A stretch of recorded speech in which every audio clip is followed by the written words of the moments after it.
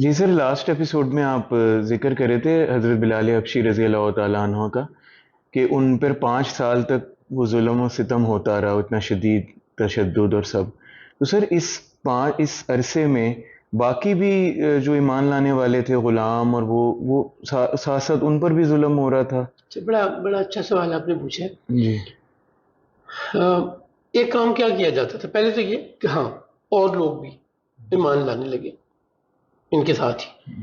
یہ اب یوں سمجھ لیں کہ مکہ میں ایک میدان تھا جہاں پہ ان غلاموں کو لایا جاتا تھا اور ان کے آقا مختلف قسم کے ظلم سب کے سامنے کرتے تھے. ایک کام یہ بھی ہوتا تھا کہ انہوں نے ایک سمبل بنایا ہوا تھا لوہے کا.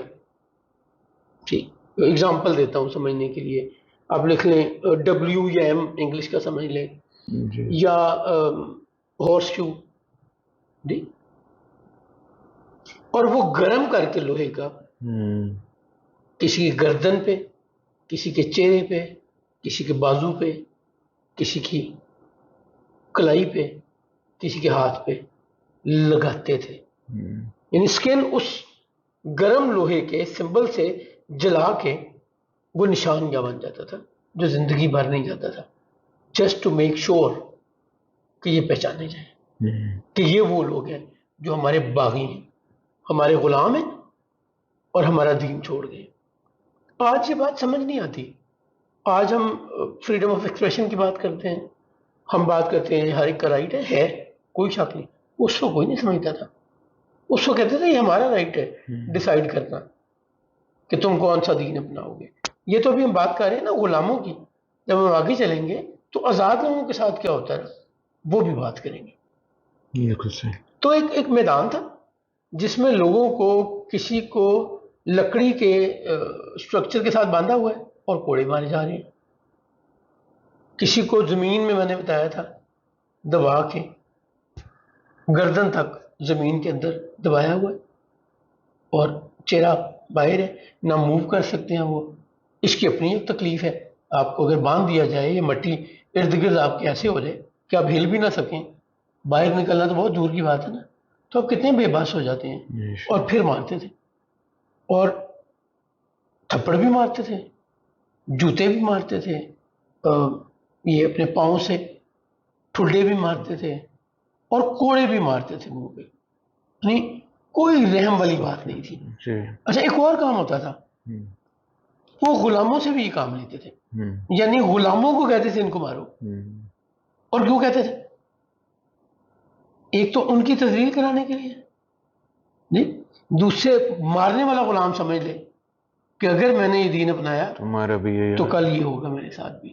وہ ایک لوگ گر رہے ہیں، مر رہے ہیں، اور باقی لوگ کہہ کے لگا رہے ہیں، باقی غلام بھی کہہ کے لگا رہے ہیں اور جو آزاد لوگ ہیں وہ بھی. یعنی ہر طرح سے ہیومیلیٹ کیا جا رہا ہے.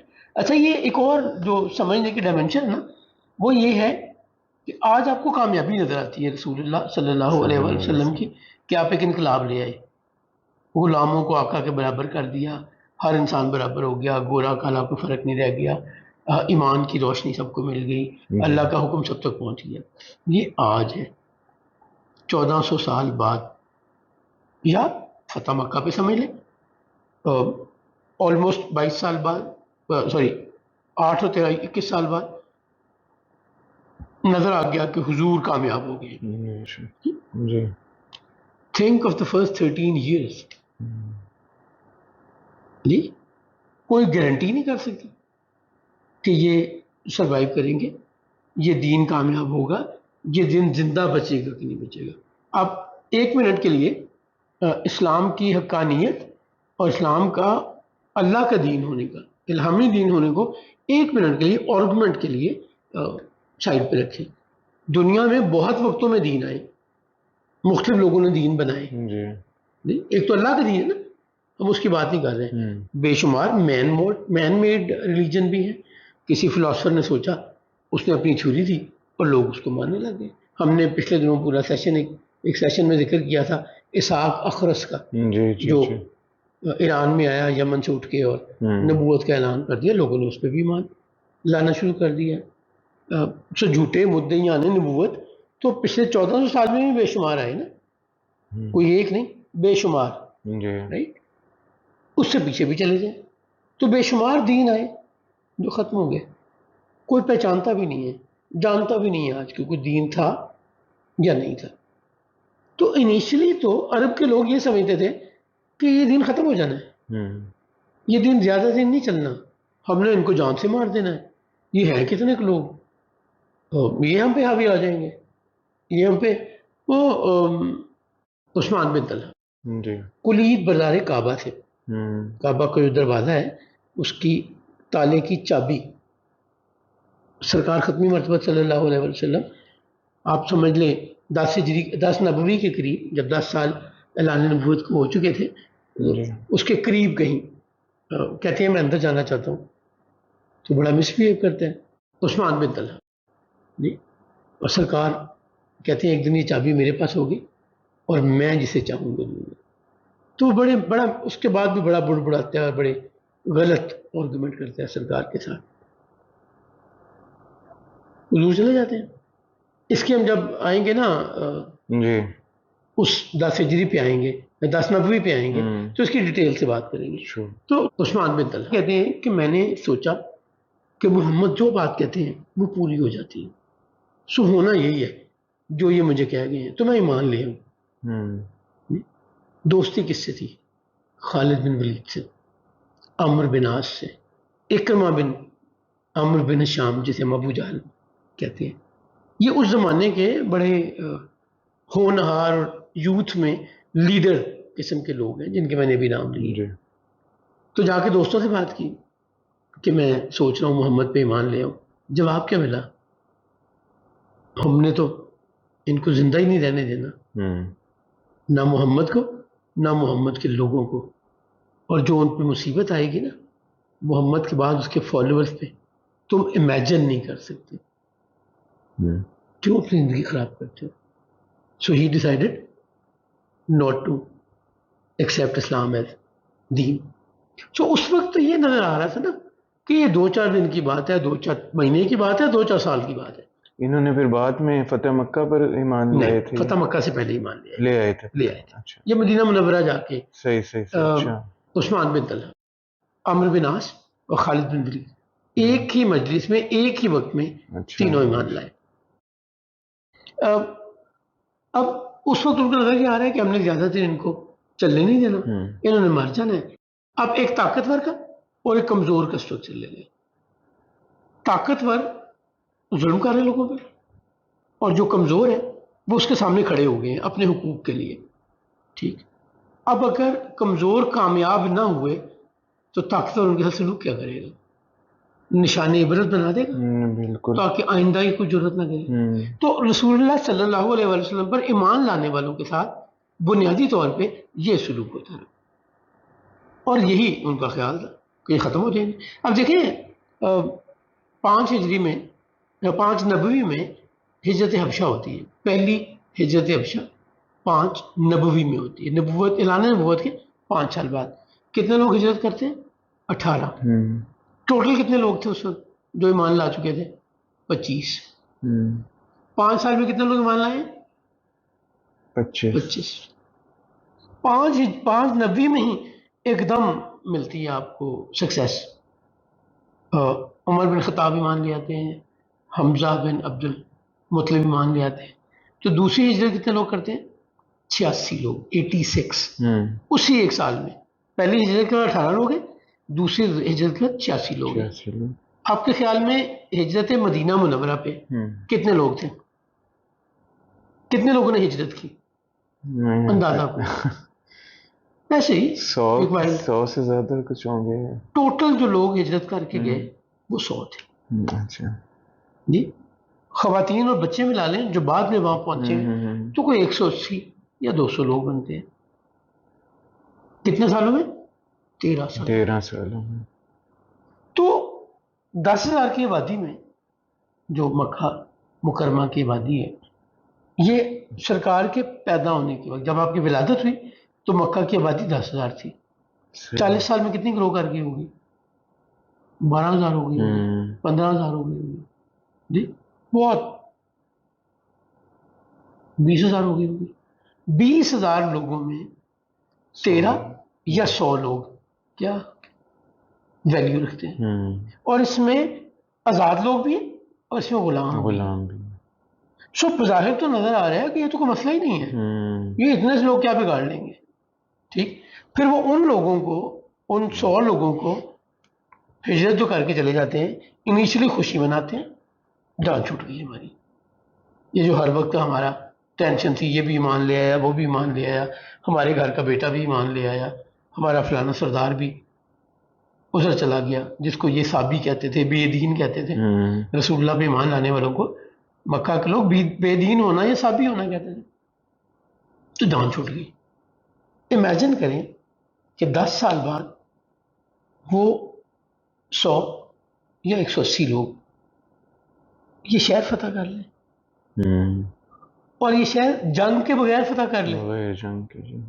यानी कितना बड़ा कमाल है, कितना बड़ा इनकलाब है कि 100 लोग 10 सालों में या 8 सालों में 10,000 हो जाए।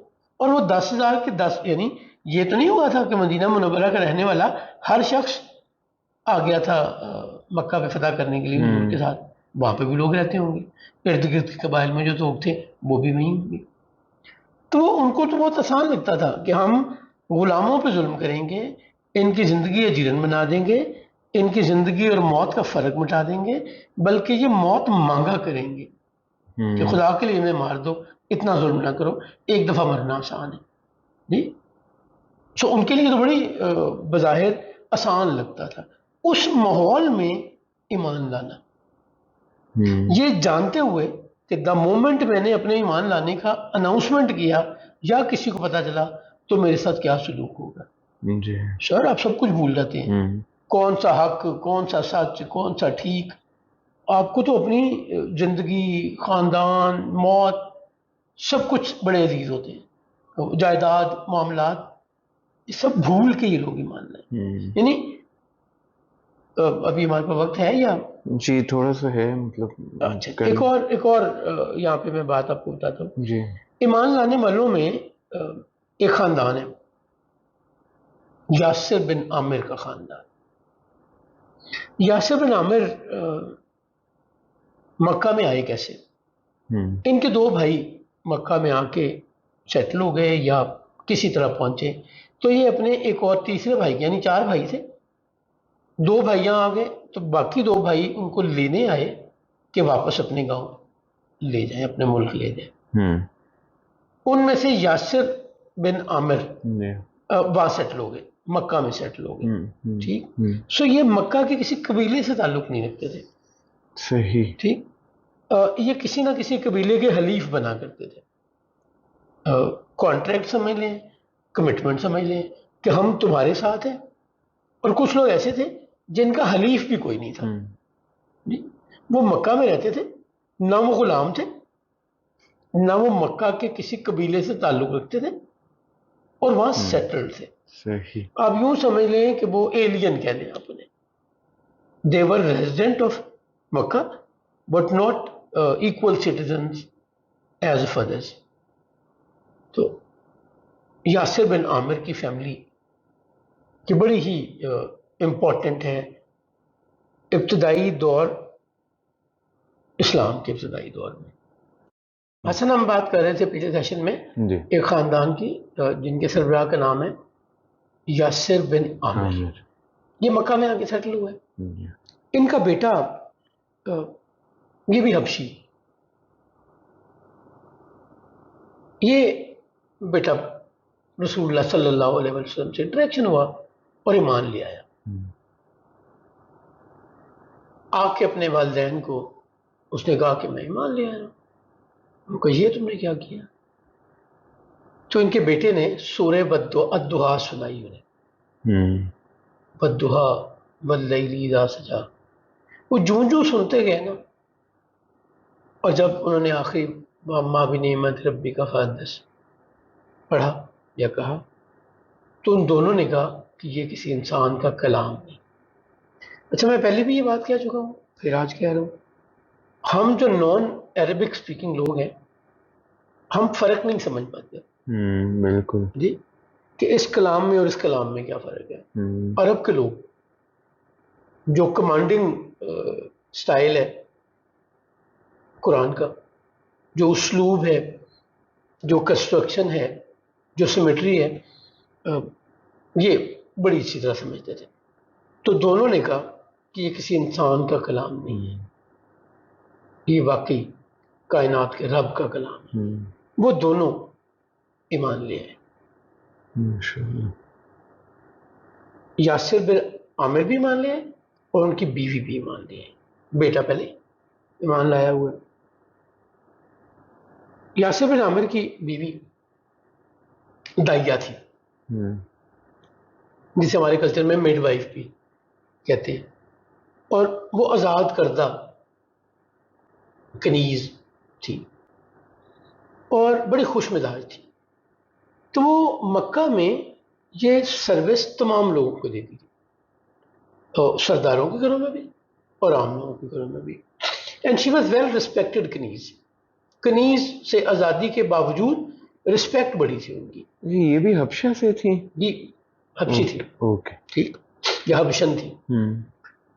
اب یہ ان کے ریلیشن شپ بھی بہت تھے.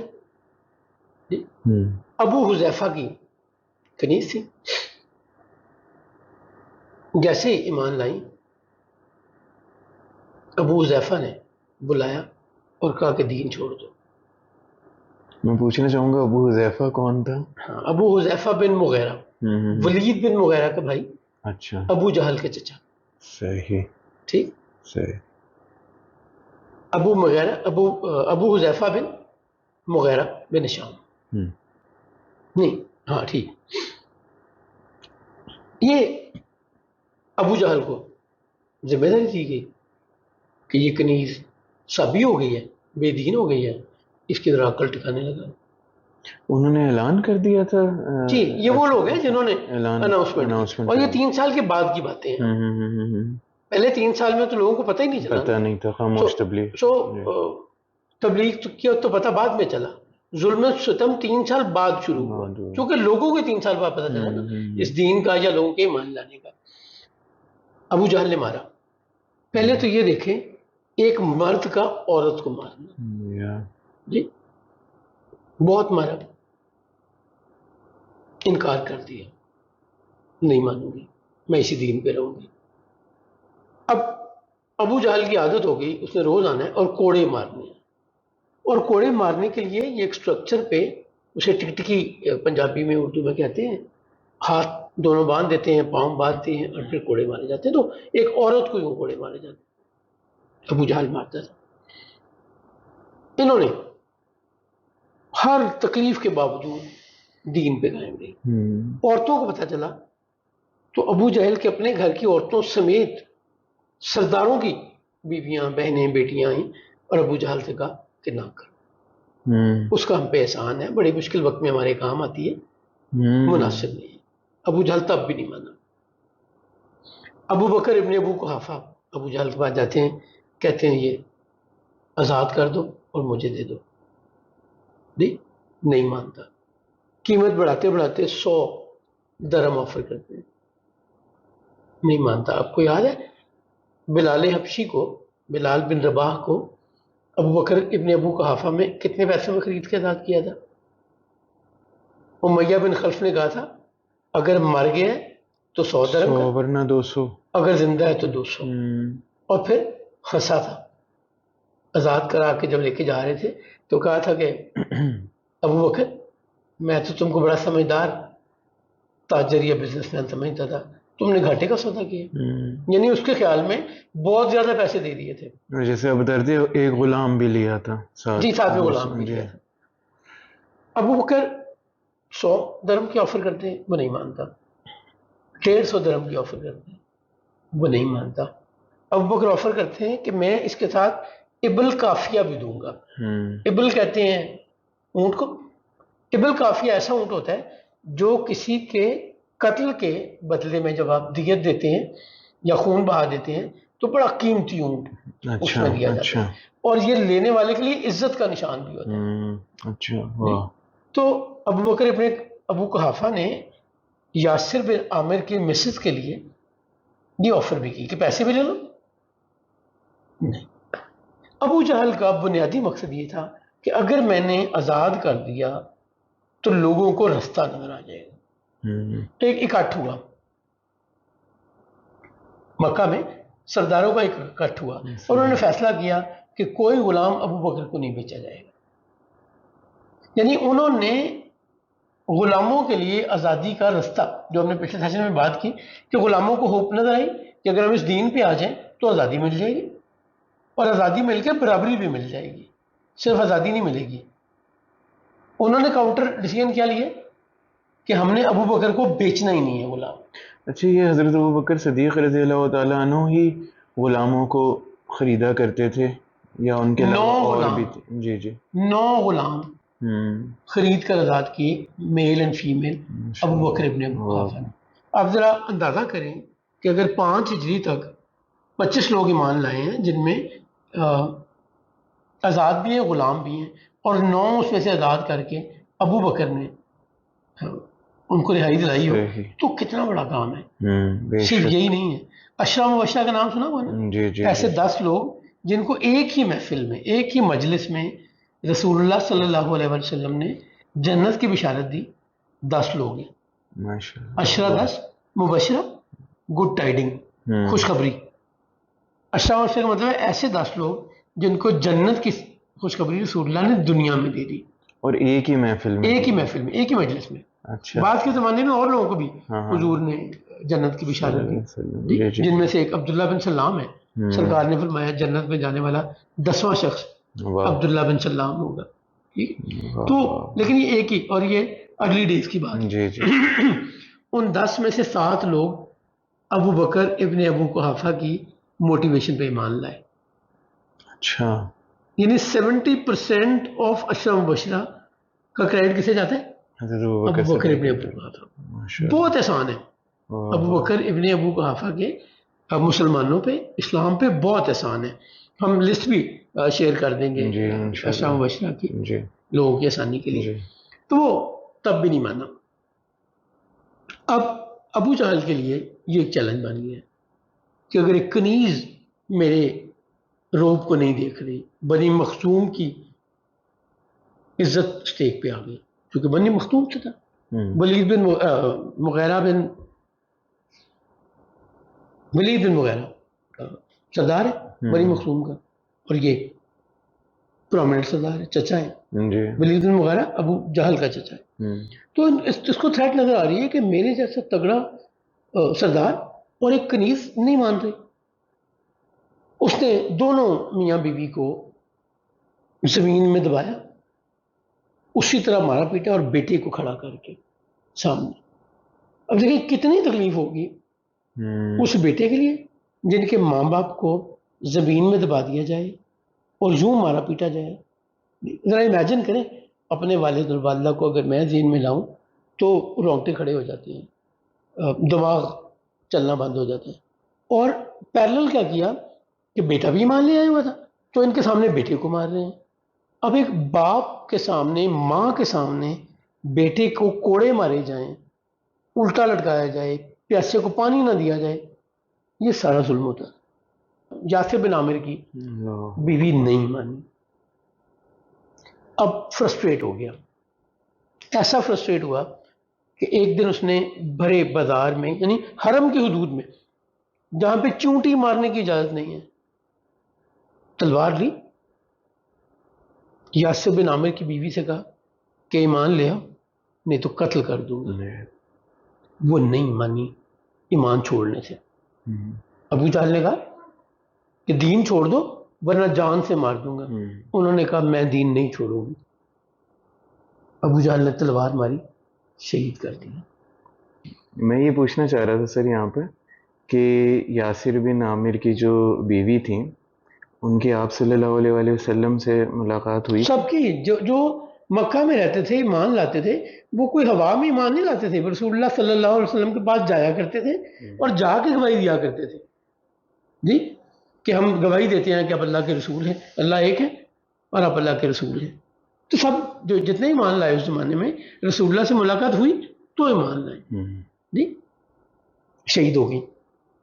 یہ اسلام کی پہلی شہید ہیں اور ان کا نام ہے سمیہ بن خبات. ماشاءاللہ.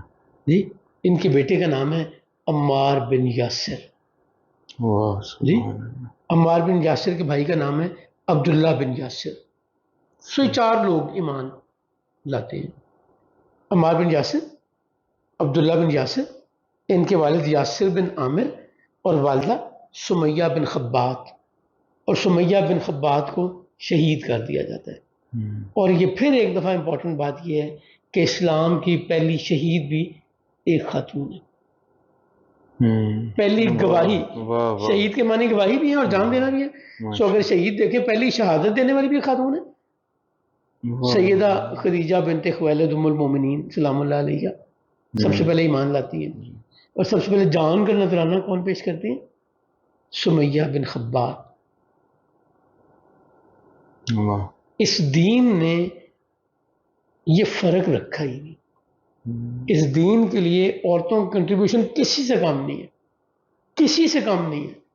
ہم نے تو یہ انڈین معاشرے کے ساتھ رہ کے نا ہماری ویلیوز چیزیں بدل دی. ہم نے فلیور بدل دیا، ہم نے وہ پورا وہ لباس ہی بدل دیا اس دین کا، اس کا نومن کلیچر بدل دیا. سو یہ شہادت گاہ الفت میں قدم رکھنا ہے. لوگ آسان سمجھتے ہیں مسلمان ہونا. افق پر ڈوبنے والا ستارہ، افق پر ڈوبنے والا ستارہ کئی امکان روشن کر گیا ہے. سمیہ بن خبات نے جان تو دے دی لیکن یہ بتا دیا کہ بنی مخزوم کا سردار ایک ایمان والی کنیز کا مقابلے میں ہار گیا. فرسٹریٹ کون ہوا؟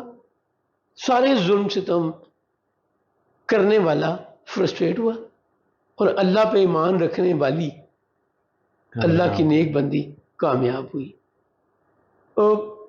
یہ اتنا کمال معاملہ ہے. بلال بن رباح جب ابھی آزادی نہیں ملی تھی، امیہ بن خلف ظلم کیا کرتا تھا تو وہ اتنا زچ ہوا، اتنا شرمندہ ہوا اپنے لوگوں کے سامنے. اس کا خیال تھا کہ ایک حبشی غلام، اور حبشی غلام بھی جو جسمانی طور پہ پتلا دبلا کمزور، اور صرف کمزور نہیں، جلدی ڈر جانے والا، گھبرا جانے والا، یعنی ہمت یا حوصلہ یا بہادری نہیں تھی اس وقت تک. جب تک ایمان لانے کے بعد تو ٹرانسفارم ہو گئے نا. He became a totally a different person. تو وہ اتنا زچ ہوگا کہ میں مار چکا ہوں ایک غلام کو میں نہیں اپنی مرضی سے رستے پہ لا سکتا، تو میری تو بڑی بے عزتی کی بات ہے. تو وہ مارنے پیٹنے کے بعد بلال بن رباح کے کان کے قریب آتا ہے اور کہتا ہے میرے کان میں ہی کہہ دو کہ محمد کا دین غلط ہے، میں تمہیں چھوڑ دوں گا. گھٹنوں پر آ گیا نا جی ایگو کے مطلب مارے. اب اس کو کیوں حوالے کیا تھا؟ عبداللہ بن جدعان نے بلال حبشی کو امیہ بن خلف کے حوالے کیوں کیا تھا؟ ہمارے پیٹے کا ظلم کرے گا، دین چھوڑ جائے گا، واپس آ جائے گا ہمارے دین پہ. یہ نہیں ہوا. اب میری تو یعنی امیہ بن خلف کی تو ریپوٹیشن سٹیج پہ آ گئی نا کہ ایک غلام نے چیلنج کر دیا آقا کو. وہ غلام آقا کو سمجھتا کچھ نہیں، یہ تو بڑا چودھری بنتا تھا یہاں کا، ایک غلام نے برابر کر کے رکھ دیا کہ تمہاری کیا حیثیت ہے، میں نہیں مانتا. تو وہ اتنا ٹوٹا، اتنی شرمندگی ہوئی سے کہ وہ یہاں تک آ گیا بلال بن رباح کے ساتھ کہ میرے کان میں ہی کہہ دو، نہ پبلکلی کہو. اور آواز کیا آتی ہے جواب میں؟ بلال کیا کہتے ہیں؟ احد احد. یہ چنے ہوئے لوگ. میں بار بار یہ بات کہتا ہوں، اس وقت نہ کوئی پرندہ عام پرندہ تھا، نہ کوئی جانور عام جانور تھا، نہ کوئی درخت اور پتھر عام پتھر اور درخت تھے، نہ لوگ. حضور پہ ایمان لانے والے بھی چنے ہوئے تھے، دشمن بھی چنے ہوئے تھے. اللہ نے ایک پورا پلان کر کے اپنے ڈیزائن کے مطابق ان سب لوگوں کو وہاں اکٹھا کیا تھا.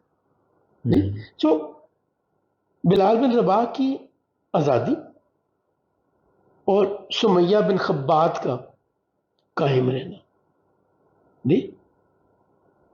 یہ قریشی سرداروں کی ہار تھی. وہ اسے اپنی بے عزتی سمجھتے تھے کہ ہمارے غلام ہمارے قابو میں نہیں رہے. پھر انہوں نے کیا کیا؟ یاسر بن عامر شہید کر دیا، عبداللہ بن یاسر شہید کر دیا، عمار بن یاسر اکیلے رہ گئے. ان کے سامنے ہی ان کے گھر جی والوں سب کے سامنے قتل و غارت ہوتی تھی کہ عبرت پکڑیں، نہیں مانوں گے تو یہ کروں گا. اور وہ اتنا مارتے تھے عمار بن یاسر کو کہ وہ بے ہوش ہو جاتے تھے، ان کو خود نہیں پتہ چلتا تھا وہ کیا کہتے ہیں. جی ڈیمانڈ کیا ہوتی تھی؟ برا بھلا کو، رسالت میں آپ صلی اللہ علیہ وسلم کو وہ جھوٹا ہے، اس کا دین چھوڑو. یہ سارا ظلم و ستم ہوتا رہا. ہم نے مکہ کی تہذیب میں ایک بات کی تھی، وہاں پہ عورتوں کے ساتھ بڑے ڈفرینٹ سے معاملات تھے. کچھ قبیلے ایسے تھے جو بچیوں کو قتل کر دیتے تھے، اور کچھ قبیلے ایسے بھی تھے جن کی سردار خواتین تھی. وہ جس نے الٹیمیٹلی نبوت کا دعویٰ کیا، سجا بنت حارث، وہ خاتون اپنے قبیلے کی سردار تھی. قریش میں عورتوں کی بہت عزت تھی، قریش کے سارے قبیلوں میں بہت عزت تھی. اسی طرح جو مکہ سے باہر لوگ رہتے تھے نا، جنہیں بدو کہتے ہیں ہم عام زبان میں، بدو عورتیں یا بدویہ عورتیں بڑی تگڑی ہوتی تھی، ڈر و خوف نہیں تھا ان میں ایز کمپیئر ٹو آج بھی. اگر دیکھیں تو شہر کی عورتیں ذرا اور طرح رہتی ہیں یا آزاد ہوتی ہیں. آزاد سے مراد کانفیڈنٹ ہوتی ہیں، موو کرتی ہیں، گاڑی چلاتی ہیں، جاب کرتی ہیں. بٹ گاؤں کی عورتیں کسی اور طرح. گاؤں میں کہیں لڑائی ہو جائے تو وہ عورتیں ایسے ساتھ دیتی ہیں مردوں کا جیسے کوئی بات ہی نہیں ہے. شہروں میں ایسے نہیں ہوتا نہیں، ساری کانفیڈنس کے باوجود. سو یہ اپنا اپنا کلچر ہے. نہ میں شہر کو برا کہہ رہا ہوں، نہ میں گاؤں کو برا کہہ رہا ہوں، نہ شہر کو اچھا کہہ رہا ہوں، نہ گاؤں کو اچھا کہہ رہا ہوں. میں تو صرف فرق بتا رہا ہوں. تو جو بدو عورتیں تھیں نا، وہ بڑی بہادر ہوا کرتی تھیں. تو ایک خاتون تھی غزیہ، وہ بھی مان لے. اب چونکہ یہ بدو تھی تو یہ عرب قبیلوں کا، مکہ کے قبیلوں کا جو نومنکلیچر تھا یہ اس میں فال نہیں کرتی تھی. وہ جو ٹرائبل سینکشن یا ٹرائبل لمیٹیشن تھی یہ اس سے باہر تھی. انہوں نے تو تبلیغ کو لے اب شروع کر دی. اچھا، اب مکہ کے لوگوں کو کیسے منظور ہو کہ کوئی ہمارے یہاں آ کے اس طرح تبلیغ کرے؟ اب وہ قبیلے کی ہے نہیں کہ قبیلے کے سردار کو کہیں اور ان سے اپنی مرضی کا ایٹیٹیوڈ ڈیولپ کروا لیں. یہ بدو ہے. الٹیمیٹلی انہوں نے کیا کیا؟ ان کو اغوا کر لیا،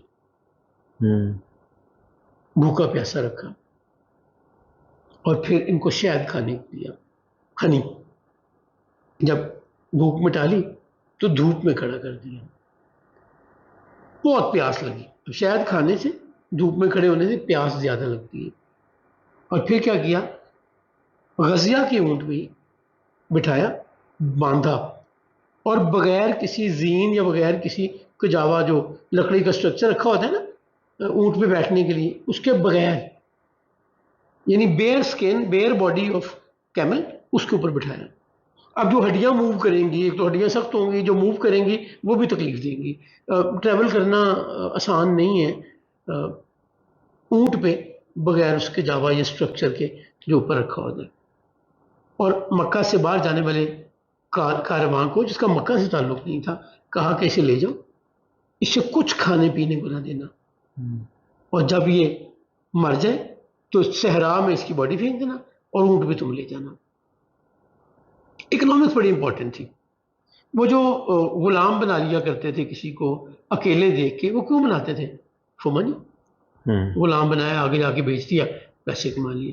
تو وہ قبیلے والے مان گئے. اب وہ کارواں جا رہے، وہ رکتے ہیں، ان کے سامنے کھاتے پیتے ہیں، پانی بھی پیتے ہیں، کھانا بھی کھاتے ہیں. وہ مانگتی ہے تو انہیں کھانا بھی نہیں دیتے، اور اونٹ پہ باندھا بھی ہوا ہے. Now she can not move, نہ وہ واش روم جا سکتی ہیں، نہ وہ کچھ کھا سکتی ہے، نہ پی سکتی ہے، کوئی، یعنی صرف سزا ملی ہوئی ہے. 3 دن اسی طرح گزرے، صحرا میں ٹریول ہو رہے، اور حالت یہ ہو گئی کہ شی واز آلموسٹ ڈیڈ، بے ہوش ہو گئی. یہ شام کی بات ہے. اب سب کو یقین تھا کہ صبح ہم اٹھیں گے تو یہ جان سے جائے گی، اسے یہیں پھینکیں گے. اچھا، پھینکنے کا تصور کیا تھا؟ جی، ایک تصور یہ تھا مر گئی ہے تو گڑھا کھودیں، جسے قبر آج ہم کہتے ہیں، یا ایک طریقے سے بناتے ہیں. اگر آپ نے کسی کو صرف پرزرو کرنا ہے یا اس کی باڈی کی ڈکے سے بچانا ہے، اس بو سے بچانا ہے، تو آپ مٹی کھودیں، ڈالیں، اوپر مٹی ڈال دیں تو جی سیف ہو جائے گا۔ صحرا میں پھینکنے کا مطلب یہ ہوتا تھا کہ جو لوگ یہاں سے گزریں گے، ایک تو جنگلی درندے کھائیں گے اس باڈی کو، تو اس کا حشر کیا کریں گے، عبرت کا نشان بنے گا، اور جو گزریں گے وہ اس کو دیکھ کے عبرت پکڑیں گے۔ اس سے مقصد تذلیل بھی ہوتا تھا اور اس باڈی کے ساتھ برا سلوک بھی۔ غزیہ کہتی ہیں کہ میں بے ہوش تھی، خواب میں مجھے کسی نے آ کے میرے ہونٹوں کو پانی سے ویٹ کیا، میں نے آنکھیں کھولی تو مجھے پانی، اور میں نے پانی جی بھر کے پانی دیا۔ ماشاءاللہ۔ صبح قافلے والے اس امید پہ آتے ہیں کہ اب تو ہمارے کب کی ہوگی، اونٹ لیتے ہیں، اسے یہاں پھینکتے ہیں اور آگے چلتے ہیں۔ دیکھا تو وہ she was as fresh as one could think of۔ انہوں نے کچھ دیکھا تھا کنہوں نے؟ غزیہ نے؟ خواب میں؟ ہاں خواب مطلب میں کسی شخص کو بھی دیکھا تھا؟ اچھا، یہ تاریخ میں لکھا ہوا نہیں ملتا، اوکے تو میں اپنے پاس سے بنا کے کہہ نہیں سکتا۔ تو غزیہ کو ایڈ ملی خواب میں، نتھنگ فزیکل ایز آف میں آپ سمجھیں کہ کوئی آیا اور کسی نے ہیلپ کیا، نہیں، خواب میں ہی پانی، خواب میں ہی سارا کچھ، اور وہ شی واز فریش، پیاس بھی نہیں تھی۔ وہ لوگ بڑے حیران ہوئے، وہ کہا دس از سم تھنگ ایکسٹراڈنری۔ صحرا میں پانی بندھی ہوئی ہے ابھی بھی اونٹوں کے ساتھ، اونٹ کے ساتھ، مشک جو پانی کی ہے وہ پرے پڑی ہے، وہ بھی جس طرح ہم رات چھوڑ کے گئے تھے اسی طرح انٹیکٹ ہے۔ سو کوئی یہاں آیا بھی نہیں، یہ اتر کے موو بھی نہیں کی۔ How could she have all this energy and پانی جو یہ کہہ رہی ہیں۔ تو غزیہ نے ساری بات سمجھائی کہ میں نے ایک دین اڈاپٹ کیا جو ان کے دین سے مختلف ہے، تو یہ میرے ساتھ وہاں پہ بھی ظلم کرتے رہے ہیں، مجھے مارا پیٹا بھی انہوں نے، مجھے پیاسا بھی رکھا ہے انہوں نے، شہد کھلا کے دھوپ میں کھڑا رکھا ہے، پھر تمہارے حوالے کیا۔ تو ان کی انسانیت جاگی قافلے والوں کی کہ ہم ان کی آپس کی دشمنی کا پارٹ کیوں مان رہے ہیں، یا وہ جس لالچ میں لائے تھے کہ چلو اونٹ مل جائے گا، ممکن ہے کوئی پیسے بھی دیے ہوں مکہ کے لوگوں نے، تو انہوں نے غزیہ کو چھوڑ دیا۔ غزیہ واپس گئیں اور دوبارہ وہاں رہنا شروع ہوئی۔ سو یہ بھی بات ہم کر رہے ہیں غلاموں کی۔ عمر بن خطاب رضی اللہ تعالی عنہ جلیل القدر صحابہ میں سے، one of the finest personality of that time, one of the wisest ones۔ جی ابھی ایمان نہیں لائے، لبینہ نام کی غلام ایمان لیا۔ یہ عمر بن خطاب کو پتہ چلا، کوڑا پکڑا اور اسے مارنا شروع کیا، اتنا مارا ہے کہ خود تھک گئے ہیں۔ اسے کہتے ہیں میں تھک گیا ہوں، تھوڑا ریسٹ کر لوں پھر تمہیں دوبارہ ماروں گا۔ وہ کیا کہتی ہیں عمر بن خطاب کو، عمر ایسا نہ کرو ورنہ قیامت کے دن تمہارا رب تمہیں یوں ہی سزا دے گا جیسے تم مجھے دے رہے ہو۔ عمر نہیں مانتے۔ عمر کا بڑا ٹہل تھا، ایمان لانے سے پہلے بھی، ایمان لانے کے بعد بھی۔ جی اب ابو بکر ابن ابو قحافہ وہاں سے گزرتے ہیں اور دیکھ رہے ہیں عمر بن خطاب اپنی کنیز کو مار رہے ہیں، کہتے ہیں مجھے بیچ دو کنیز۔ عمر بن خطاب بیچ دیتے ہیں، خریدتے ہیں، آزاد کر دیتے ہیں۔ وہ جو ہم بات کریں نا کہ 9 لوگوں کو ابو بکر ابن ابو قحافہ نے، ان کا نام آپ دوبارہ بتائیں گے کنیز کا؟ لبینہ، اوکے، لام بے یہ نون ہے۔ صحیح۔ ایک اور بات مجھے یاد آ گئی، جب بلال حبشی کو آزاد کروایا تو جناب ابو بکر والد کیا کہتے ہیں، ابو قحافہ جی جی جی، کہتے ہیں بیٹا اگر غلام آزاد ہی، غلام خریدنا ہی تھا تو کوئی ہیلدی غلام خریدتے، اتنا کمزور تھا غلام خرید کے کیا ملے گا۔ اور وہ میں نے بتایا تھا نا کہ لوگوں نے، قریش کے لوگوں نے کہا کہ ضرور بلال نے ابو بکر پر کوئی احسان کیا ہوگا جس کا بدلہ آزادی دے کر چکا ہے۔ تو قرآن کریم میں اللہ نے کہا اس پر کسی کا احسان نہیں ہے، وہ تو اپنے رب کو راضی کرنے کے لیے یہ کام کر رہا ہے، یہ وہ بڑے لوگ ہیں. واہ، اور آج ہم ان کے ایمان کی باتیں کرتے ہیں، کون ایمان پہ تھا کون نہیں تھا. جی آج مجھے ایمان ملا ہے نا تو ان لوگوں کی قربانیوں کے صدقے بے ملا ہے. شک بے شک. اگر بلال بن رباح یہ تکلیف نہ اٹھاتے، اگر تمام جلیل القدر صحابہ، میں انڈیویجولی نام نہیں لے رہا، ہوں، اس وقت رسول اللہ صلی اللہ علیہ وسلم کا ساتھ کھڑے نہ ہوتے، اپنی جائیداد خاندان تکلیفوں کی فکر نہ کرتے، یعنی فکر کرتے، ایمان نہ لاتے، آج میں ایمان پہ نہ ہوتا. بے شک. جی بہت بڑا احسان جی ہے، سر، سب ان سے بڑا تمام احسان لوگوں ہے، کا، سب کا احسان. ان تمام لوگوں کا جو جان سے گئے ہوں. ان کا بھی، جو زندہ رہے ان کا بھی. آج ہم اترا رہے ہیں. جی جی، ان کی مہربانیوں سے، ہوں. ان کی مہربانیوں سے. جی. اور بجائے ہم ان کا احسان ماننے کے، ہم ان میں نقص ڈھونڈ رہے ہیں، ہوں. ان کی زندگیوں میں اور ان کے معاملات میں. اللہ کریم ہمیں ہدایت پہ رکھے اور ہمیں ان لوگوں کی زندگی سمجھنے اپنانے کی توفیق دے جنہوں نے رسول اللہ صلی اللہ علیہ وسلم کا ساتھ دیا، ایمان لائے اور آج ہمارے لیے یہ آسانی دی. جیسن آج کل ہم رسالت میں آپ صلی اللہ علیہ وسلم پر ایمان لانے والے غلاموں اور کنیزوں پر کیا گزری ابتدائی دنوں میں، اس پہ بات کر رہے ہیں. یہ جو ہم پیریڈ اس وقت انڈر ڈسکشن ہے، وہ 3 نبوی سے لے کے جب پبلکلی سرکار نے اعلان کیا، صفا پہاڑی پہ جا کے لوگوں کو دعوت دی، اس سے لے کر 5 ہجری کے درمیان کے واقعات اس وقت ڈسکس ہو رہے ہیں. یہ جو ظلم و ستم ہے کئی لوگوں پہ ہجرت تک جاری رہا. اچھا. یعنی 3 ہجری سے لے کے 3 نبوی سے لے کے 13 نبوی تک 10 سال وہ یہ بھگتتے رہے. ایک کنیز تھی، ان کا نام تھا زنیرہ رومیہ. جی زنیرہ، زے نون یہ رے ہے، زنیرہ ہماری نام ملتا بھی ہے جی. کلچر میں. زنیرہ رومیہ بنی مخزوم میں ایک سردار کی کنیز تھی. اللہ نے مہربانی کی، ایمان لیے. ان کے ساتھ بھی ظلم و ستم ہوا. اس قدر مارا اس نے چہرے پہ، نہیں پرواہ کی کہ کہاں درے اور کوڑے لگ رہے ہیں. آنکھیں ضائع ہو گئی، بینائی ختم ہو گئی. اور سردار نے جب یہ دیکھا کہ اس کی بینائی ہو گئی تو بڑے روب کے ساتھ کہا کہ یہ اندھی کنیز میرے کس کام کی.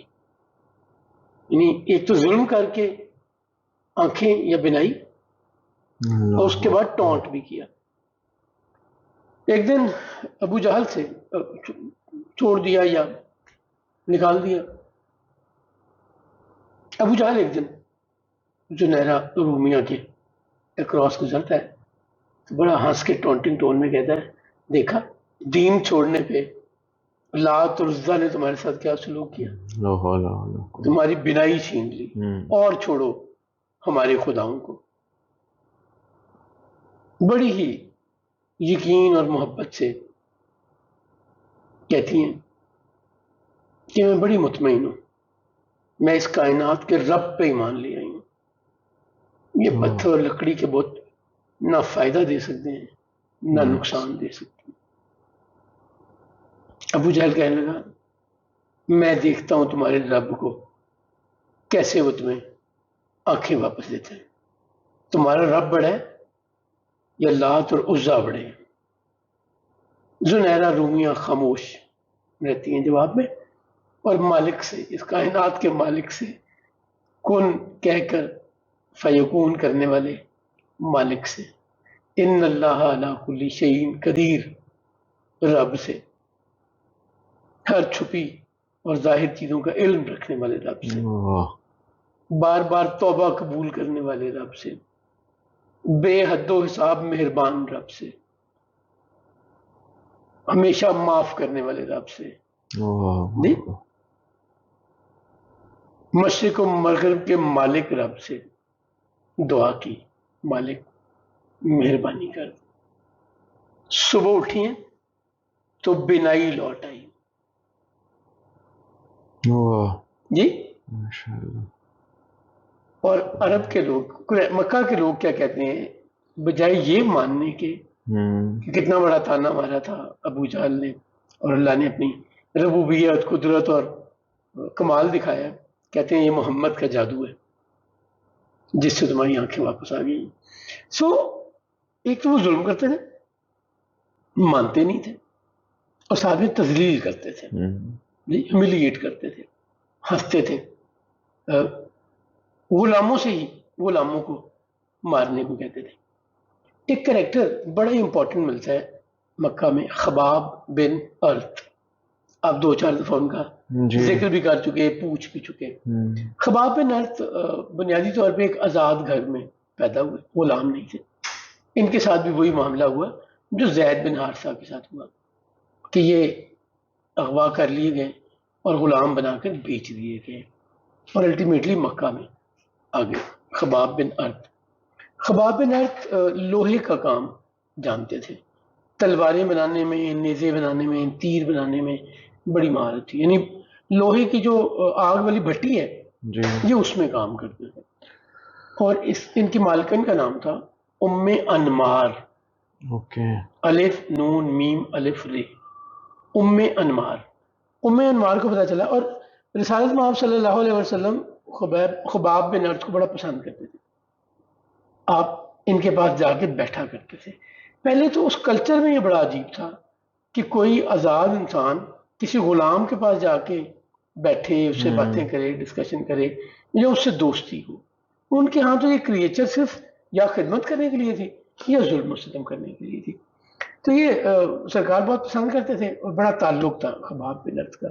جب ابتدائی دنوں میں سرکار نے ایمان لانے کی دعوت دی تو خباب بن ارت بھی ایمان لے آئے.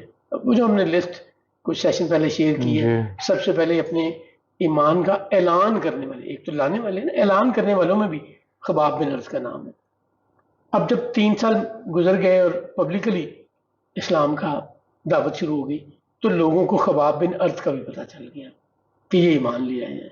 ام انمار نے کہا کہ یہ دین چھوڑ دو ورنہ میں تمہاری زندگی اجیرن کر دوں گی. خباب بن ارت سرکار کو بھی جانتے ہیں. آپ پچھلے سیشن میں پوچھ رہے تھے کہ سمیہ بن خباب ملی تھی یا نہیں ملی تھی. وہ لوگ خوش قسمت تھے جو دور پیغمبر میں تھے. ان کے لیے سرکار کو دیکھنے کی زیارت کھلی آنکھوں سے جاگتے ہوئے، جس نے ان کو دیکھ لیا نا پھر وہ تکلیفیں بھول گیا کہ میرے ساتھ کیا ہوا یا کیا ہوگا. خباب بن ارت نے انکار کیا. تو ام انمار نے سب سے پہلا کام کیا کیا کہ کوئلہ انگارہ خوب دہکا کر خباب بن ارت کے سر پہ رکھ دیا. جلد بھی جل گئی اور دماغ بھی ابل گیا. خباب بن ارت اپنے طور پہ بھی تلواریں، نیزے اور تیر بنا کر بیچتے ہیں.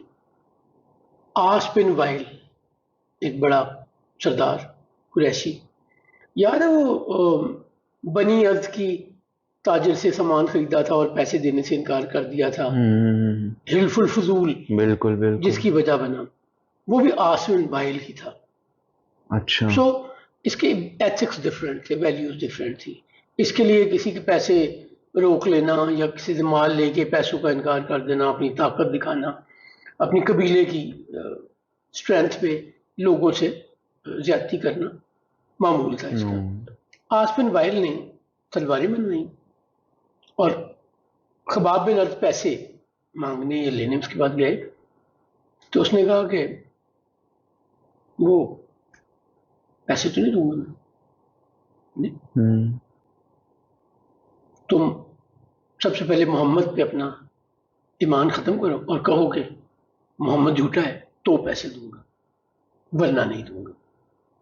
خباب بن ارت نے کہا کہ میں سرکار ختمی مرتبہ صلی اللہ علیہ وسلم پر ایمان پر قائم ہوں، اس وقت تک قائم ہوں جب تک تم مر کے دوبارہ زندہ نہ کیے جاؤ. اب یہ وہ معاملہ یعنی اللہ کے حضور پیش ہو گئے تو میں تو اس وقت تک ایمان نہیں چھوڑوں گا، تمہیں پتہ چل جائے گا سچ کیا اور جھوٹ کیا. یہ ابتدائی دور میں جو شورا اور آیات نازل ہوئی ہیں پہلے 3 سال میں جی اور پھر اگلے 2 سال میں 5 سال میں، ان میں قیامت اور حساب کتاب کا دن اور مرنے کے بعد کی زندگی کا بڑا ذکر ہے. اور اس کی وجہ یہ ہے کہ مکہ کے رہنے والے لوگ اس پہ بلیف نہیں رکھتے تھے. وہ کہتے ہیں یہی زندگی ہے جو ہم گزار رہے ہیں، مر گئے مٹی ہو گئے، نہ کوئی حساب کتاب ہے، نہ دوبارہ زندہ کیا جائے گا. پھر اس کے بعد عاص بن وائل کہتا ہے کہ اچھا وہ محمد کہتا ہے کہ مرنے کے بعد زندہ کیا جائے گا اور بڑے تمہیں انعام ملیں گے، مال و دولت ہوگی، تو جب مجھے زندہ کیا جائے گا مجھے مال ملے گا تو میں اس میں سے دوں گا. جی مذاق اڑاتا ہے مذاق اڑاتا ہے. حیات بعد از ممات کی، حساب کتاب یا اللہ کی حضور آخرت کی. اللہ کریم اس پہ اپنا حکم نازل کرتا ہے کہ وہ جو کہتا ہے کہ مرنے کے بعد مجھے مال اور اولاد ملے گی، کیا اس نے مجھ سے کوئی کمٹمنٹ لی ہوئی ہے؟ نہیں، اس کے لیے عذاب تیار ہے. یہ خباب بن ارد کے جواب دینے پہ اللہ کریم جواب دے وہی بھیج رہے ہیں. سو یہ میں کہتا ہوں نا، چنے ہوئے لوگ، یہ عام لوگ نہیں ہیں. اچھا، ان کا بلیف نہیں تھا آخرت پہ ڈیفینیٹلی، اسی لیے ان کو ہوتا تھا ادھر ہی اکٹھے کر لو جو کچھ جی وہ یہ بلیو کرتے تھے کہ جو کچھ ہے ابھی ہے. اب 1 منٹ کے لیے اگر آپ میں یہ مان لیں فار آرگومنٹ سے کہ مرنے کے بعد نہ کوئی حساب کتاب ہے نہ کوئی زندگی ہے، تو پھر یہی زندگی ہے نا سب کچھ.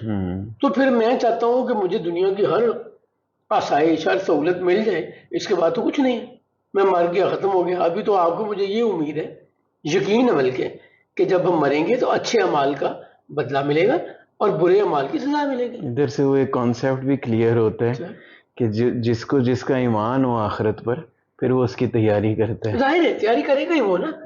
اگر میرا ایمان ہی نہیں ہے آخرت میں تو میں سب کچھ دنیا کو سمجھ رہا ہوں، میں سب کچھ دنیا کے لیے کر رہا ہوں. اور اگر میرا ایمان یہ ہے کہ اس وقت اللہ نے مجھے ایک آزمائش میں، ایک امتحان میں، یا ایک لیب میں بھیجا ہوا ہے، یا ایک سرکمسٹانسز میں بھیجا ہے کہ how do I behave, do I follow orders of my lord, یا میں اپنے نفس کی اور شیطان کی پیروی کرتا ہوں، میں سچ جھوٹ غلط صحیح کسی چیز کو نہیں دیکھتا، تو اس کا بدلہ اللہ نے دینے. آپ دیکھیں نا قرآن کریم کی ابتدا کہاں سے ہوتی ہے؟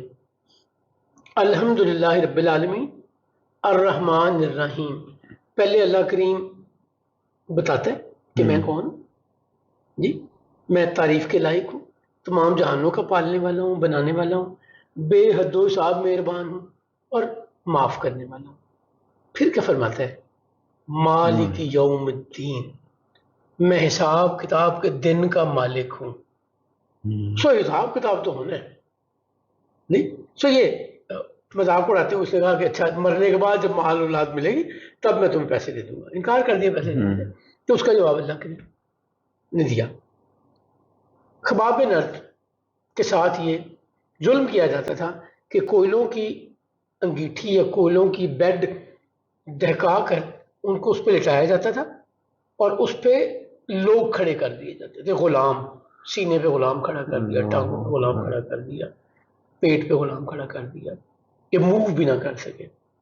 اور جو ان کے جسم سے فیٹ جل کے نکلتا تھا اس سے وہ آگ بجھتی تھی. یہ ڈیمانڈ یہ ہوتی تھی کہ دین سے پھر جاؤ. جی دیکھو وہ ان کو یہ چیلنج نہیں تھا کہ میرا دین کچھ اور ہے اور میرے غلام کا دین کچھ اور ہے. ان کو انسلٹ یہ نظر آتی تھی، ان کو تکلیف یہ محسوس ہوتی تھی کہ ہمارا غلام اور ہماری مرضی کے بغیر. سو جو ظلم و ستم تھا وہ اپنی انا کا ظلم تھا، اپنے اختیار کا ظلم تھا کہ میں اور تم میری بات نہیں مان رہے ایسی کی تیسی. اور اس کے لیے وہ کسی بھی حد تک جاتے تھے. لوگ جان سے گئے. سمیہ بنت خبات، یاسر بن عامر، عبداللہ بن یاسر، ایک ہی گھر کے 3 لوگ شہید ہوئے. اس کے علاوہ بھی لوگ جان سے گئے. تو خباب بن ارد بعد کے زمانے میں اپنی شرٹ اتار کے کمر پہ دکھاتے ہیں تو ساری سکن جلی ہوئی. اور عمر بن خطاب جیسے مضبوط اعصاب کے انسان کی آنکھوں میں بھی آنسو آ گئے یہ دیکھ کے. ایک دن شکایت کی سرکار ختمی مرتبہ صلی اللہ علیہ وسلم سے کہ میری مالکن میرے پہ بڑا ظلم کرتی ہے. سرکار نے دعا مانگی خباب بن ارت کے حق میں، اللہ کریم سے ایسا درد اٹھا اس کی مالکن کے، یعنی خباب بن ارت کی مالکن کے سر میں ایسا درد اٹھا کہ اسے چین نہیں آتا. اچھا. اور جو اس وقت کے حکیم یا جو بھی فزیشین تھے، جراح تھے، انہوں نے کہا کہ تم سنگینے لگواؤ. سنگینے لگوانے کا مطلب یہ ہوتا ہے کہ لوہا گرم کر کے باڈی پہ لگایا جائے. تو وہی انگارہ، وہی لوہے کا پیس جو دہکا کر خباب بن ارت کے سر پہ رکھا جاتا تھا سزا کے طور پہ، ام انمار کے سر پہ رکھتے تھے تو اسے سکون محسوس ہوتا تھا. اور اسکن تو ظاہر ہے اس کی بھی جلتی تھی. پھر ایک دفعہ یہی ایسے ہی تکلیف دی جا رہی تھی خباب بن ارت کو، تو سرکار ختم مرتبت گزرتے ہوئے دیکھتے ہیں اور کہتے ہیں ابراہیم کے لیے آگ کو ٹھنڈی کرنے والے رب خباب پر مہربانی کرنا. دوبارہ ذرا نسبت دیکھیے اور دعا کا انداز دیکھیے. ابراہیم علیہ السلام کے لیے آگ کو ٹھنڈی کر دینے والے رب خباب بن ارت پر مہربانی فرمائیے. خباب کہتے ہیں اس کے بعد آگ کا عذاب مجھے کبھی تکلیف نہیں دی اس نے. سارا عذاب پہلے ملتا رہا، تکلیف پہلے ہوتی تھی، سزا یا عذاب پھر بھی دیا جاتا تھا جی، لیکن پھر تکلیف محسوس نہیں ہوتی تھی سرکار کی دعا کے بعد. جی سب کچھ خدا سے مانگ لیا تجھ کو مانگ کر، سرکار ختم مرتبت کے بارے میں کہہ رہا ہوں. سب کچھ خدا سے مانگ لیا تجھ کو مانگ کر، اٹھتے نہیں ہیں ہاتھ میرے اس دعا کے بعد. جس کو سرکار مل گئے اس کو کل کائنات مل گئے. جی خباب بن ارت پہ یہ ظلم ہجرت تک جاری رہا.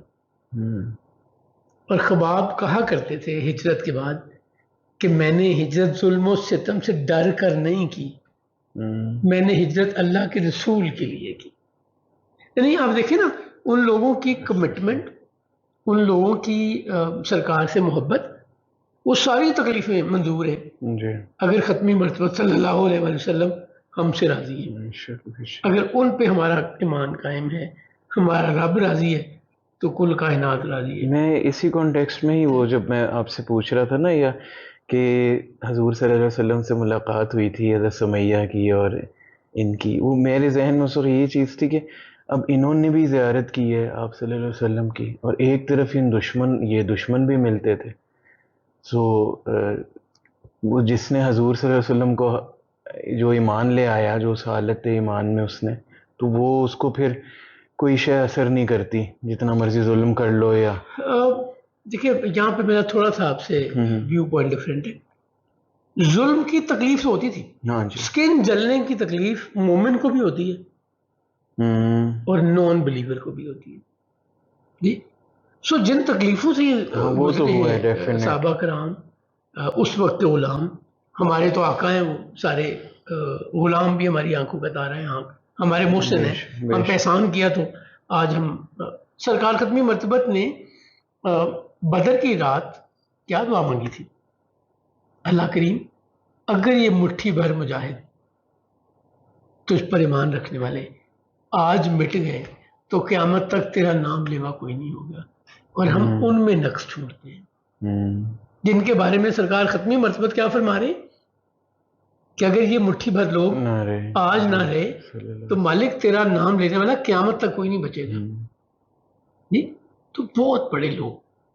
سر آپ کو کانٹا چبھ جائے نا، کبھی کبھی آپ کوئی بورڈ کھولتے ہیں اپنا الیکٹرک فٹنگ کا، تو اس میں ایک کیل یا پیچ ہوتا ہے بڑا شارپ سا، آپ بے دھیانی میں اس پلیٹ کو پکڑتے ہیں اور وہ پیچ یا اس کا ایج آپ کی انگلی پہ ذرا سا ٹچ کرتا ہے، بڑی دیر تک آپ انکمفرٹیبل رہتے ہیں.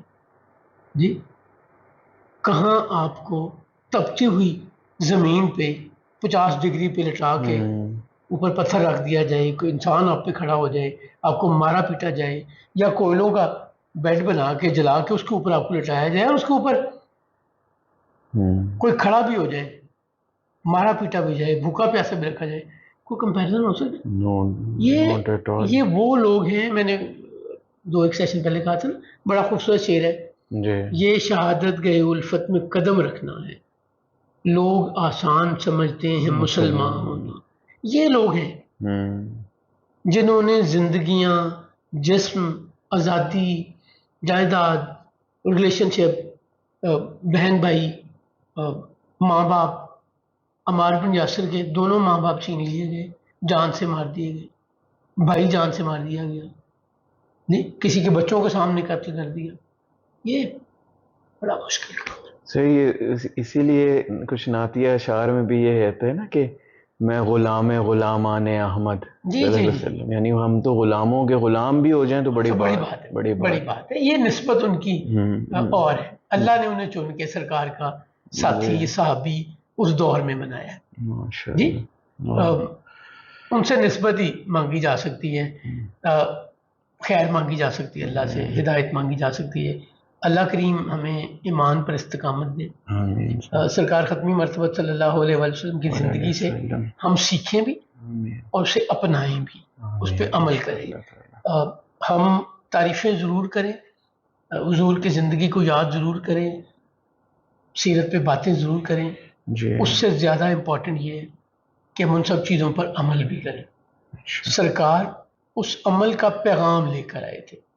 ذکر کرنا کافی نہیں ہے، ذکر کرنا ایک جز ہے اس بڑے ٹوٹل کا، کل کا، جو ہدایت، جو حکم، جو پیغام، جو انقلاب سرکار ختمی مرتبہ صلی اللہ علیہ وسلم لے کر آئے.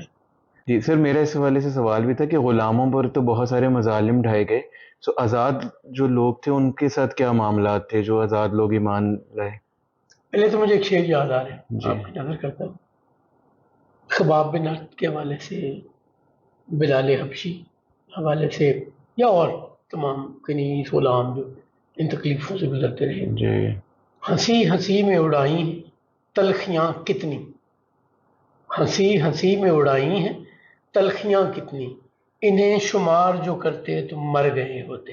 ان لوگوں نے بڑے حوصلے سے، ان تمام غلام اور کنیزوں نے بڑے حوصلے سے اس کو فیس کیا.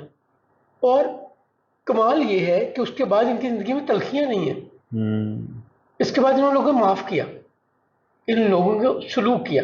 یعنی آپ دیکھیں نا، جس کنیز پہ عمر بن خطاب کوڑے مارتے رہے، بعد میں عمر بن خطاب نے مان لیا اور وہ ایک ہی جگہ بیٹھے ہوئے، تو کتنے حوصلے سے معاف کرتے ہوں گے ان کو جو کل ہم پہ ظلم کرتے تھے، آج ہمارے بھائی بن گئے ہیں، ایمان لیے ہیں. بڑا حوصلہ چاہیے اس کے لیے، یہ معاف کرنے کے لیے کہ کل یہ مجھے مار رہا تھا. اب رسالت مآب صلی اللہ علیہ وسلم کا پیغام مکہ میں پھیل رہا ہے، لوگ ایمان لا رہے ہیں. فرق یہ ہوا، آپ کا جو بیسک سوال ہے جی. کہ غلاموں اور کنیزوں پر تو ظلم ہوا جی. کیونکہ ان کی کوئی شے نہیں تھی، ان کے آقا جو مرضی سلوک کرے. جو لوگ آزاد تھے، قبائل سے تعلق کے تھے، کیا ان پہ بھی ظلم و ستم ہوا؟ جی ان پہ بھی ظلم و ستم ہوا. فرق کیا تھا؟ یہاں پہ آقا غلام پہ ظلم کرتا تھا، وہاں پہ خاندان کے اپنے لوگ ظلم کرتے تھے. اچھا، قبائلی روایات کیا تھی؟ صحیح. قبائلی روایات یہ ہیں کہ میں اپنے قبیلے کے شخص کے ساتھ جو مرضی سلوک کروں، میرے قبیلے کے اندر سے تو کوئی اعتراض کر سکتا ہے، قبیلے کے باہر سے کسی دوسرے قبیلے سے تعلق رکھنے والا اعتراض نہیں کر سکتا. صحیح. اگر میرا تعلق بنی ہاشم سے ہے اور بنی مخزوم دیکھ رہے ہیں کہ مجھ پہ میرے قبیلے کے لوگ ظلم کر رہے ہیں، تو بنی مخزوم کا دخل دینے کا مطلب یہ ہے کہ بنی مخزوم میں اور بنی ہاشم میں جنگ شروع ہوگی. بنی امیہ اور بنی مخزوم ظلم کر رہے ہیں، بنی امیہ اگر کسی کے لیے کھڑے ہوں گے تو وہ قبیلے کے قبیلے سے دشمنی ہوگی.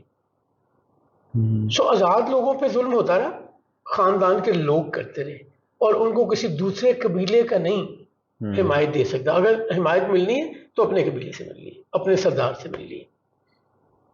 بڑا پرومیننٹ نام ابو بکر ابن ابو قحافہ، ایمان لے آئے ہوئے ہیں. نہ صرف ایمان لائے ہوئے ہیں، میں نے پچھلے دن ذکر کیا کہ اشرا مبشرہ تو 10 لوگ جن کو ایک ہی مجلس میں رسول اللہ صلی اللہ علیہ وآلہ وسلم نے جنت کی بشارت دی، ان میں سے 7 لوگ ابو بکر کے موٹیویٹ کرنے پہ ایمان لائے، ابو بکر کی دعوت پر ایمان لائے 70%. اور غلام اور کنیزیں جو شروع میں آزاد ہوئیں ان میں سے 9 غلام اور کنیزیں ابو بکر ابن ابو قحافہ نے خرید کر آزاد کی. یعنی یہ بھی نہیں کیا خرید کے اپنا غلام بنا لیا اور ان کو اچھا سلوک کیا، نہیں نہیں، ان کو آزاد کر دیا، اپنے برابر لے آئے. ٹرو لیٹر اینڈ اسپرٹ، ان کو آزادی ملی، برابری ملی، جو اسلام کا بنیادی پیغام ہے. اب بڑا غصہ ہے قبیلوں کو، قریش کے لوگوں کو ابو بکر ابن ابو قحافہ نے. رسالت مآب صلی اللہ علیہ وسلم بنی ہاشم سے تعلق رکھتے ہیں اور چچا ابی طالب سردار ہے قبیلے کے اور مکمل پروٹیکشن دیتے ہیں. اگر کوئی باتوں میں یا کسی بھی طرح مخالفت کرتا ہے تو وہ ابو لہب اکیلا ہے بنی ہاشم سے. باقی بنی ہاشم کا کوئی بھی شخص سرکار پر ایمان لایا یا نہیں لایا، اس قبائلی روایت کی وجہ سے رسول اللہ کو اون کیا، اس نے پروٹیکشن دی، ساتھ دیا. ابو لہب was the only one who was different from the whole tribe. وہ دشمنی میں اپنی قبائلی روایات کو بھی بھول جاتا تھا. تو ابھی طالب ابھی حیات ہے، قبیلے کے سردار ہے، تو سرکار کو پروٹیکشن ملی ہوئی ہے. ابو بکر ابن ابو قحافہ کا تعلق ہے بنی تیم سے. ایک تو بنی تیم چھوٹا قبیلہ ہے، دوسرے بنی تیم کا سردار ہے عبداللہ بن جدعان. صحیح. کچھ لوگوں کا خیال یہ ہے کہ ابو بکر ابن ابو قحافہ بنی تیم کے سردار تھے، ایسا نہیں ہے.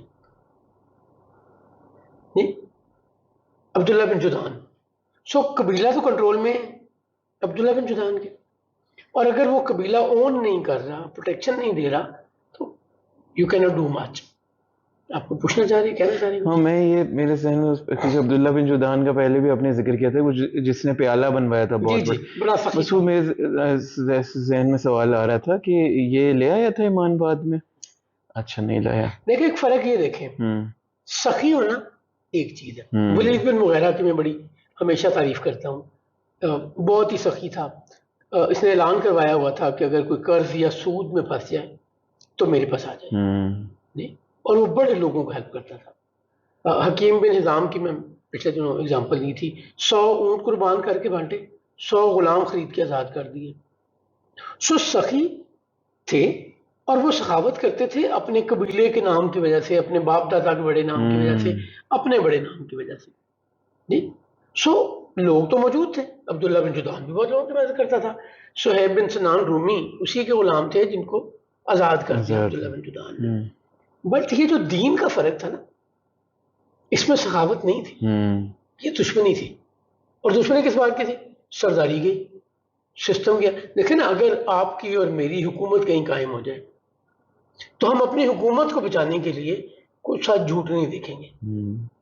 ان سرداروں کی غلاموں کی برابری کی وجہ سے سرداری جاتے تھے، خدائی جاتی تھی. تو یہاں پہ ان کے سخاوت، اچھا ہونا، ویلیوڈ ہونا، ویلیو والا ہونا. اور یہ اللہ جانتا تھا، جیسے کہ سخاوت کو کوئی عمل کر رہا ہے تو اس کے پیچھے اس کا موٹو کیا ہے، انٹینشن کیا ہے، دلوں کے حال تو اللہ جانتا ہے. تو سو یہ لوگ سخی تھے، اچھے تھے. بٹ جہاں پہ بات آتی تھی دو مختلف ادیان کی، ایک دین جو رسول اللہ صلی اللہ علیہ وسلم لے کے آئے، جو یہ کہتا ہے کہ تمام لوگ برابر ہیں، گورے کو کالے پر، کالے کو گورے پر، مالک کو آقا پر، غلام پر غلام کو آقا پر. کوئی برتری نہیں. برتری اسے ہے جس نے اللہ کو راضی کیا، جس نے اللہ کے حکم مانے، اللہ کی ناراضگی سے ڈرتا رہا اور نیک کام کرتا رہا. برتری اس کی ہے. اسلام نے تو اتنا کمال کانسیپٹ دیا کہ آپ کی نماز کا امام غلام ہو سکتا ہے، آپ کا غلام آپ کے برابر کھڑا ہو سکتا ہے، آپ کا غلام آپ سے آگے کھڑا ہو سکتا ہے. یہ اللہ نے اسے عزت دی ہے، یہ مہربانی اللہ نے کی ہے. اب غصہ ہے ابو بکر ابن ابو قحافہ پہ قریش کو، اور غصہ کیا ہے کہ یہ رسالت مآب صلی اللہ علیہ وسلم کی مشن کی سپورٹ میں سب سے امپورٹنٹ ہے. ایک تو سوکھے تھے، تاجر تھے، سوکھے تاجر تھے، پیسے تھے. تو جہاں پیسوں کی ضرورت آتی تھی وہاں پیسے خرچ کرتے تھے. بہت رسپیکٹڈ آدمی تھے. یعنی پری اسلام بھی ابو بکر ابن ابو قحافہ ان لوگوں میں سے ہیں جو ایمان لانے سے پہلے بھی مکہ میں معزز ترین لوگوں میں سے ایک تھے. جی ان لوگوں میں سے ہیں جنہوں نے کبھی شراب نہیں پی, ان لوگوں میں سے جنہوں نے کبھی بتوں کی عبادت نہیں کی, ان لوگوں میں سے ہیں جو پہلے بھی غریبوں کی مدد کرتے تھے, کمزور کی مدد کرتے تھے. یعنی وہ جو خوبیاں ایک اچھے انسان میں ہوتی ہیں وہ ساری خوبیاں ابو بکر ابن ابو قحافہ میں ایمان لانے سے پہلے بھی پائی جاتی تھی. یعنی وہ بھی وہ ایکسٹرا آرڈنری پرسنالٹی. دیکھو اللہ نے رسول اللہ کے دوست چنے ہیں. میں اپنی وہ جو تھیوری ہے بار بار دہراتا ہوں کہ چنے ہوئے لوگ ہیں, تو وہ جو دوست چنے ہیں وہ بھی تو کسی کمال کے ہونے چاہیے نا. بے شک کسی لو لیول کا دوست تو پھر سوٹ نہیں کرتا نا, بے شک پل آن نہیں کرتا. بے شک سو دوست بھی اسی اسٹیچر کے, میں اسی اسٹیچر سے مراد رسالت میں آپ سے برابری نہیں کر رہا, نہیں نہیں نہیں, آقا اور غلام کی, نبی اور امتی کی برابری ہو ہی نہیں سکتی.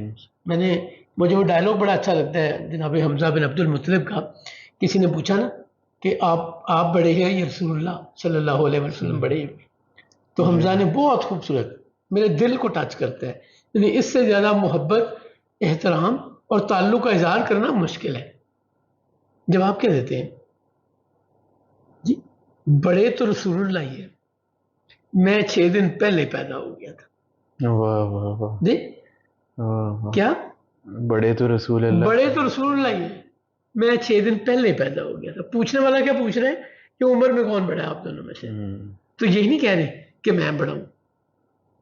ایمان کیا بتا رہے ہیں, بڑے تو رسول اللہ ہی ہیں, ہاں میں 6 دن پہلے پیدا ہو گیا.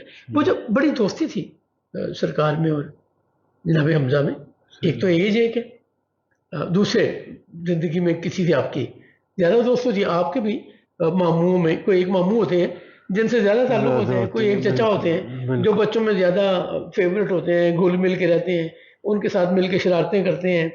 جی تو وہ بچوں کو اس چچا, اس ماموں, اس خالو جو بھی رشتہ ہوئے گا اس کا بڑا انتظار ہوتا ہے, بڑے پاپولر ہوتے ہیں وہ, اور اگر وہ آ گئے ہیں تو عید ہو گئی ہے. عید ہو گئی, ہاں بالکل بالکل. تو ایک تو یہ تعلق تھا سرکار کا جناب حمزہ سے.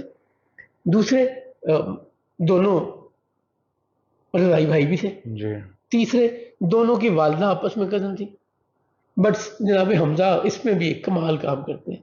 کہتے ہیں میرا بڑی دوستی تھی حضور سے, میرا بھتیجا, رشتہ داری, بھائی چارہ, اکٹھے کھیلنا, ساری چیزیں کامن. بٹ اصل رشتہ کب بنا؟ جناب حمزہ کیا جواب دیتے ہیں, اصل رشتہ کب بنا؟ اصل رشتہ اس وقت بنا جب وہ نبی ہوئے اور میں ان کا امتی. یعنی وہ اون کس چیز کو کر رہے ہیں؟ عام آج کل کی دنیا میں بغیر نسبت تمثیل کے, میں اگر کسی کا چچا ہوں وہ بھلے میرے برابر ہو عمر میں, اور میں کہوں گا میں چاچا ہوں, یہ بھتیجا ہے, اپنی ٹور بنانے کے لیے. ایسے ہی ہے جی دنیا داری یہی ہے.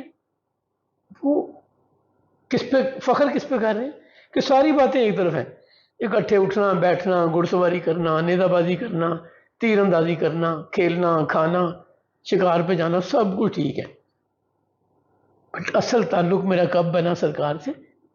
جب وہ نبی ہوئے, میں امتی ہوں. یہ مثالیں, یہ باتیں بتانے کا مقصد ہے آپ دیکھیں کہ اون کرنے والی چیز کون سی ہے, عزت والی چیز کون سی ہے. میں ایمان پہ ہوں, میرے لیے یہ فخر کی بات ہے, یا میں جناب ختمی مرتبت صلی اللہ علیہ وسلم کا امتی ہوں, یہ فخر کی بات ہے.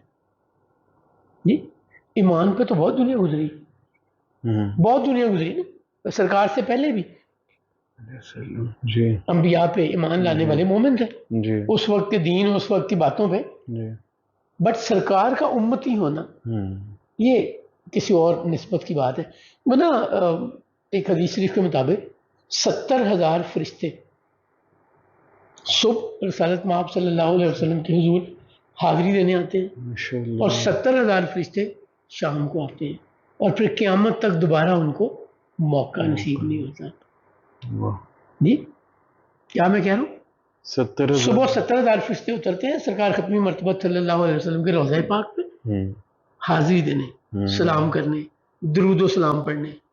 شام میں وہ چلے جاتے ہیں, 70,000 نئے آ جاتے ہیں, اور قیامت تک ان کو دوبارہ موقع نہیں ملتا.